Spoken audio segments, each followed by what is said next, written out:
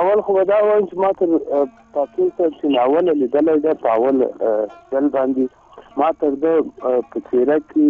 تر ده مخلص سړی تر ده پوه او د ژور فکر خاوند ما تر اوسه نه ده لیدلی. دا په دې معنا نه چې زه اغراق وکړم، هغه څه چې دی هغه استعداد او هغه ځیرکتیا چې دی لري، هغه ځینې خلک دي چې هغه سره کېني په اول مجلس کوشش کوي یا څه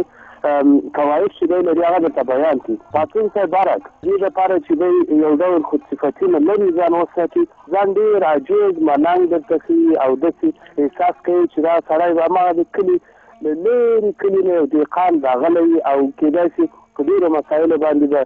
په سخته سره پوه شو. کله چې سړی په خبرو کې ورسره داخلېږي د پاڅون صاحب د فکر ژورتیا او د پوهې ژورتیا ته بیا په هغه وخت کې متوجه کېږي او اخلاص خو ورنه توقع کوي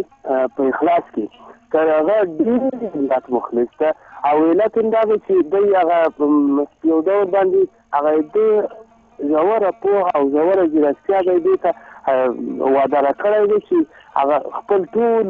په زړه کې په وجود کې په امکاناتو کې چې څه لري هغه ټول د تا په اختیار کې ورکړي. ما دا اول ځل په پارک هوټل کې په دغه کې ولید په کابل کې ورغلم پارک هوټل ته ګورم ما خو نو دی په فیسبوک کې سره پېژندل. مې ورته وویل چې راکښته چې یو کلیوال هلمندی هغه ما کلیوال لباس کالي څادرې په اوږه دي او پارک هوټل خو موږ تاسو ته معلوم دی چې ویایپي کسانو ځای ده چې ورغلم اول د لیدلې بحث او د دې طرز